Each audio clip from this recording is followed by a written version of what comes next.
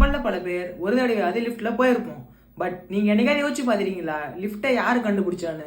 இது சரியா ஆரம்பிச்ச காலகட்டம் ரோம்ல ரொம்ப வருஷத்துக்கு முன்னாடி நிறைய அடிமைகளை வச்சு பெரிய பெரிய வெயிட்ஸ் எல்லாத்தையும் லிஃப்ட் பண்ண ஒரு சிஸ்டமை கிரியேட் பண்றாங்க. அப்படியே வருஷங்கள் ஓட ஓட 1857ல எலிஷா ஓடிஸ் என்ற ஒரு அமெரிக்கன் இன்வென்டர் ஃபர்ஸ்ட் லிஃப்ட்ன்ற விஷயத்த இன்வென்ட் பண்றாங்க.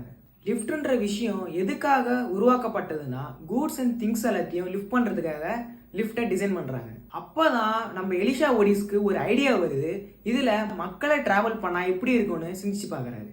அதுக்கு ஒரு சில பிராக்டிக்கலா விஷயத்த எல்லாத்தையும் திங்க் பண்ணி பாக்குறாரு.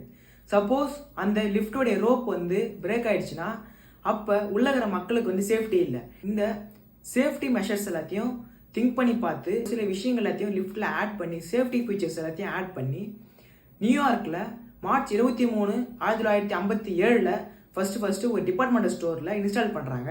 மக்களுக்கு இன்ட்ரடியூஸ் பண்ணி வைக்கிறாங்க. இதுதான் உலகம் ஃபுல்லா லிஃப்ட்ன்ற ஒரு விஷயம் ஸ்ப்ரெட் ஆகி இப்போ நாமளும் லிஃப்டா யூஸ் பண்ணிட்டு இருக்கோம்.